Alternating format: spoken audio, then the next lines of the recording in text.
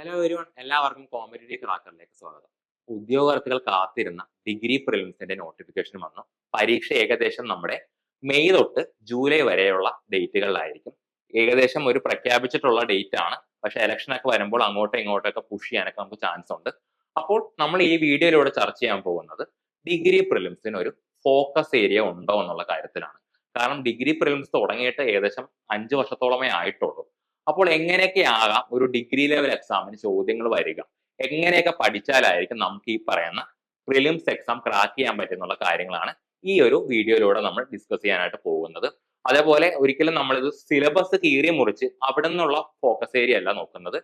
എല്ലാത്തിനും ബ്രോഡായിട്ട് എവിടെ നിന്നൊക്കെ ആവാം ചോദ്യങ്ങൾ വരിക, എന്തൊക്കെ റിസോഴ്സ് പഠിച്ചാലായിരിക്കും നമുക്ക് ചോദ്യങ്ങളെ നേരിടാൻ പറ്റുക എന്നുള്ള കാര്യമാണ് ഈ വീഡിയോയിലൂടെ നമ്മൾ ചർച്ച ചെയ്യാനായിട്ട് പോകുന്നത്. ഓക്കെ, ഇതാണ് നമ്മുടെ ഡീറ്റെയിൽഡ് സിലബസ് എന്ന് പറയുന്നത്. അതായത് ഡീറ്റെയിൽഡ് അല്ല, ഏകദേശം എവിടെ നിന്നൊക്കെയാണ് ചോദ്യങ്ങൾ എന്നുള്ളത്, അതായത് എങ്ങനെയാണ് മാർക്കിംഗ് സ്കീം എന്നുള്ളത്. ഓക്കെ, അപ്പോ എല്ലാവർക്കും അറിയാവുന്ന പോലെ ഡിഗ്രി പ്രിലിംസിൽ 50 mark Malayalam, English, mathematics or mental ability ആയിരിക്കും. അതേപോലെ തന്നെ 50 മാർക്ക് ജി കെയും ആയിരിക്കും. ഓക്കെ, ജി കെയിൽ തന്നെ നമുക്ക് എന്തുണ്ട്? ഹിസ്റ്ററി ഉണ്ട്, ജോഗ്രഫി ഉണ്ട്, എക്കണോമിക്സ് ഉണ്ട്, സിവിക്സ് ഉണ്ട്, കോൺസ്റ്റിറ്റ്യൂഷൻ ഉണ്ട്. ഈ സിവിക്സും കോൺസ്റ്റിറ്റ്യൂഷൻ നമുക്ക് കമ്പൈൻ ചെയ്തിട്ട് പൊളൈറ്റി എന്ന് പറയാം. അതേപോലെ തന്നെ arts, literature, culture, sports 10 mark ഉണ്ട് അതിന്. പിന്നെ ബേസിക് ആയിട്ട് കമ്പ്യൂട്ടറിന്റെ ബേസിക് ആയിട്ടുള്ള കാര്യങ്ങൾ, അതേപോലെ തന്നെ സയൻസ് ആൻഡ് ടെക്നോളജി, പിന്നെ നമ്മൾ പറഞ്ഞ പോലെ തന്നെ ഈ പറയുന്ന മാത്സും മെന്റൽ എബിലിറ്റി എല്ലാം കൂടി കൂട്ടി ഏകദേശം 20 മാർക്കുണ്ട്. അതുപോലെ തന്നെ ഇംഗ്ലീഷ് 20 മാർക്കുണ്ട്. പിന്നെ നമ്മുടെ റീജിയണൽ ലാംഗ്വേജ്, ഭൂരിഭാഗം വിദ്യാർത്ഥികളുടെ കേസിൽ അത് മലയാളമായിരിക്കും. അപ്പൊ ഇതൊക്കെയാണ് ഇതിന്റെ ഏകദേശം ഒരു മാർക്കിംഗ് സ്കീം എന്ന് പറയുന്നത്. 100 മാർക്കിന്റെ പരീക്ഷയായിരിക്കും, OMR ഷീറ്റിലായിരിക്കും. ആദ്യമായി എഴുതുന്ന ഉദ്യോഗാർത്ഥികൾ ഉണ്ടെങ്കിൽ അതൊക്കെ അറിഞ്ഞിരിക്കണം. ഓക്കെ, ഇനി എങ്ങനെയാണ് ഈ ഫോക്കസ് ഏരിയയിലേക്ക് നമ്മൾ വരുന്നതെന്നാണ്.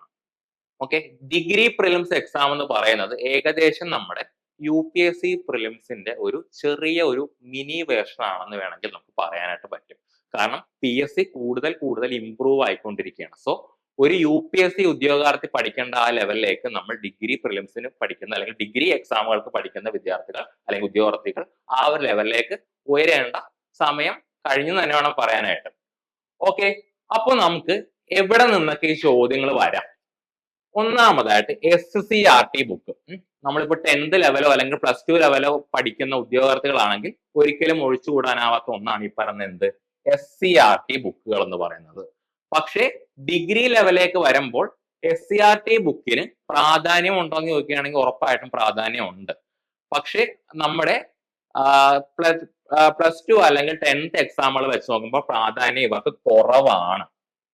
പകരം ഇവിടെ പ്രാധാന്യം വരുന്നത് +1 +2 ടെക്സ്റ്റ് ബുക്കുകളാണ്. NCERTയുടെ +1 +2 ടെക്സ്റ്റ് ബുക്കുകളാണ് കൂടുതലും ചോദ്യകർത്താവ് ചോദ്യങ്ങൾക്കായിട്ട് ഉപയോഗിക്കുന്നത്.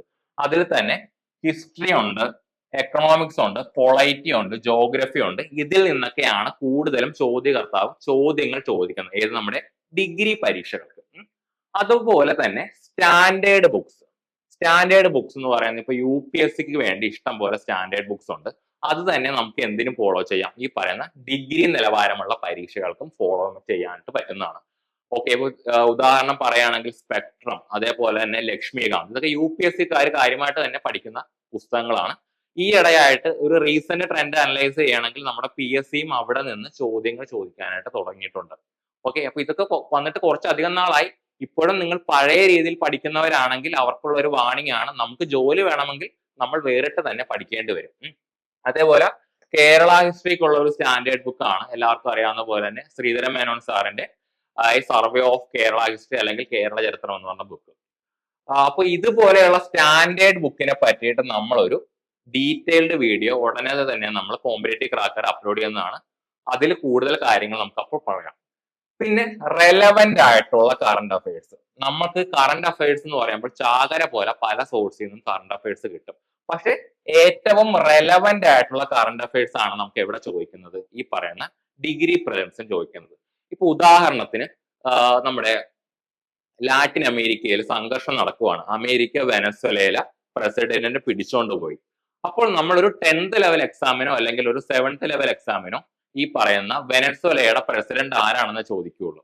പക്ഷെ നമ്മൾ ഡിഗ്രി നിലവാരത്തിലേക്ക് വരികയാണെങ്കിൽ വെനസ്വലയിലെ രാഷ്ട്രീയ സാഹചര്യം എന്തായിരുന്നു, അവിടെ ഏത് പാർട്ടിയാണ് ഭരിച്ചുകൊണ്ടിരുന്നത്, അങ്ങനെയുള്ള ഡീപ്പ് ആയിട്ടുള്ള ക്വസ്റ്റ്യൻ ആയിരിക്കും ഇവിടെ വരുന്നത് നമ്മുടെ ഡിഗ്രി നിലവാരമുള്ള പരീക്ഷകൾക്ക് വരുന്നത്. ഓക്കെ, പിന്നെ ഉള്ള ഒരു പ്രധാനപ്പെട്ട കാര്യം എന്നത് ഇമ്പോർട്ടന്റ് ആയിട്ടുള്ള ഗവൺമെന്റ് വെബ്സൈറ്റുകളും അതേപോലെ നോൺ ഗവൺമെന്റൽ വെബ്സൈറ്റുകളും. ഇപ്പൊ ഉദാഹരണത്തിന് നീതി ആയോഗിനെ പറ്റി നമുക്ക് ചോദ്യം ചോദിക്കാം. പക്ഷെ നീതി ആയോഗിനെ പറ്റി ചോദ്യം ചോദിക്കുന്നത് നമ്മൾ ഏതെങ്കിലും ഗൈഡോ അല്ലെങ്കിൽ എവിടെയെങ്കിലും പേപ്പർ കട്ടിങ്സ് ഒക്കെ ആയിരിക്കും പഠിച്ചുകൊണ്ട് പോവുക. പക്ഷെ PS ചോദിക്കാൻ പോകുന്നത് നീതി ആയോഗിനെ പറ്റി ഒരു ചോദ്യം ചോദിക്കുകയാണെങ്കിൽ അവര് നീതി ആയോഗിന്റെ സൈറ്റിലേക്കായിരിക്കും നേരെ പോകുന്നത്. നീതി ആയോഗിന്റെ സൈറ്റിൽ എന്തൊക്കെ കാര്യങ്ങൾ അവിടെ പറയുന്നുണ്ട്, എന്തൊക്കെയാണ് അതിന്റെ മോട്ടീവ്സ്, അങ്ങനെയുള്ള കാര്യങ്ങളൊക്കെ ആയിരിക്കും ചോദ്യകർത്താവ് ചോദിക്കാൻ പോകുന്നത്. സോ നമ്മൾ എന്താ ചെയ്യേണ്ടതെന്ന് വെച്ചാൽ ഗവൺമെന്റിന്റെ സൈറ്റുകൾ, അതായത് പ്രത്യേകിച്ച് കേന്ദ്ര ഗവൺമെന്റ് ആയാലും സംസ്ഥാന ഗവൺമെന്റ് ആയാലും അവരുടെ സൈറ്റുകൾ റെഗുലർ ആയിട്ടൊന്ന് വിസിറ്റ് ചെയ്യണം. ഇപ്പൊ mygovernment.in എന്ന് പറയുന്ന ഒരു കേന്ദ്ര ഗവൺമെന്റിന്റെ സൈറ്റ് ഉണ്ട്. അത് വിസിറ്റ് ചെയ്യുന്നത് വളരെ നല്ലതായിരിക്കും. ഇപ്പൊ ഗവൺമെന്റ് മാത്രമല്ല, നോൺ ഗവൺമെന്റൽ വെബ്സൈറ്റുകൾ കൂടി നമ്മൾ നോക്കണം. ഇപ്പൊ കഴിഞ്ഞ വർഷത്തെ ഡിഗ്രി പ്രിലിംസിന്റെ phase 1 നോക്കുകയാണെങ്കിൽ അവര് കെമിസ്ട്രിയുടെ ഭാഗത്തു നിന്ന് ഒരു ചോദ്യം ചോദിച്ചത് എവിടുന്നാന്ന് അറിയാമോ? നമ്മുടെ IUPACയുടെ സൈറ്റിൽ നിന്നാണ്. ഒക്കെ ഒരിക്കലും നമ്മുടെ ഉദ്യോഗാർത്ഥികൾ അങ്ങനെയുള്ള ചോദ്യമൊന്നും പ്രതീക്ഷിച്ചില്ല. നമ്മൾ സയൻസ് ആൻഡ് ടെക്നോളജി എന്ന് പറയുന്ന ഒരു പോർഷൻ കൂടി നമ്മുടെ പ്രിലിംസിലുണ്ട്. ഓക്കെ, അപ്പൊ ആ പറയുന്ന നമ്മൾ സ്ഥിരം വരുന്ന ചോദ്യങ്ങൾ പഠിച്ചിട്ടാണ് ഉദ്യോഗാർത്ഥികൾ എല്ലാവരും പോയത്. പക്ഷെ അവിടെ നിന്ന് ചോദിച്ചത് IUPACയുടെ സൈറ്റിൽ എവിടെയോ കണ്ട ഒരു ചോദ്യമാണ് ചോദിച്ചത്. അപ്പോൾ അതുപോലെ തന്നെ ഗവൺമെന്റ് സൈറ്റുകൾ മാത്രമല്ല, ഈ പറയുന്ന നോൺ ഗവൺമെന്റൽ ആയിട്ടുള്ള ഇമ്പോർട്ടന്റ് ആയിട്ടുള്ള സൈറ്റുകൾ നമ്മൾ നോക്കിപ്പോകണം. പിന്നെ പ്രീവിയസ് ഇയർ ക്വസ്റ്റ്യൻ നോക്കുമ്പോൾ ഡിഗ്രി നിലവാരത്തിലുള്ള PS നടത്തിയ എല്ലാ പരീക്ഷയും നമ്മൾ നോക്കിപ്പോകണം. നമ്മൾ ഡിഗ്രി പ്രിലിംസും ഡിഗ്രി മെയിൻസും മാത്രമല്ല നോക്കേണ്ടത്, ഡിഗ്രി നിലവാരത്തിലുള്ള വേറെയും എക്സാമുകളുണ്ട്. ഇപ്പോൾ നമ്മുടെ HSST അങ്ങനെയുള്ള പരീക്ഷകൾക്കും GK പാർട്ടുണ്ട്. അപ്പോൾ ആ പാർട്ട് കൂടി നോക്കുന്നത് വളരെ നല്ലതാണ്. നമ്മൾ വിചാരിക്കുന്ന പോലെയല്ല, PSCയുടെ സൈറ്റ് എടുത്ത് നോക്കിയാൽ മാത്രമേ നമ്മൾ PSC എന്തുമാത്രം പരീക്ഷ നടത്തുന്നു എന്നുള്ള കാര്യമൊക്കെ നമുക്ക് അറിയാനായിട്ട് പറ്റുള്ളൂ. അതോടൊപ്പം തന്നെ കേരളത്തിലെ PSC മാത്രമല്ല ഇതുപോലെയുള്ള പരീക്ഷകൾ നടത്തുന്നത്. കർണാടകത്തിലെ PSCയും തമിഴ്നാട്ടിലെ PSC ഒക്കെ നടത്തുന്ന ഇംഗ്ലീഷിലുള്ള ക്വസ്റ്റ്യൻ പേപ്പർ നമുക്ക് നെറ്റിൽ കിട്ടും.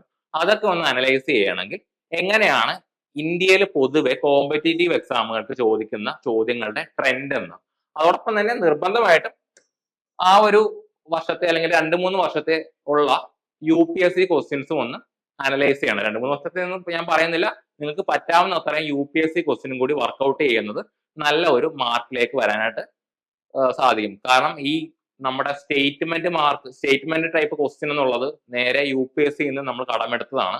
സോ ആ ഒരു ലെവൽ ക്വസ്റ്റ്യൻസ് ഒക്കെ ഉറപ്പായിട്ടും നമ്മുടെ PSCയിലൊക്കെ ഇനി കൂടുതൽ വരികയുള്ളൂ.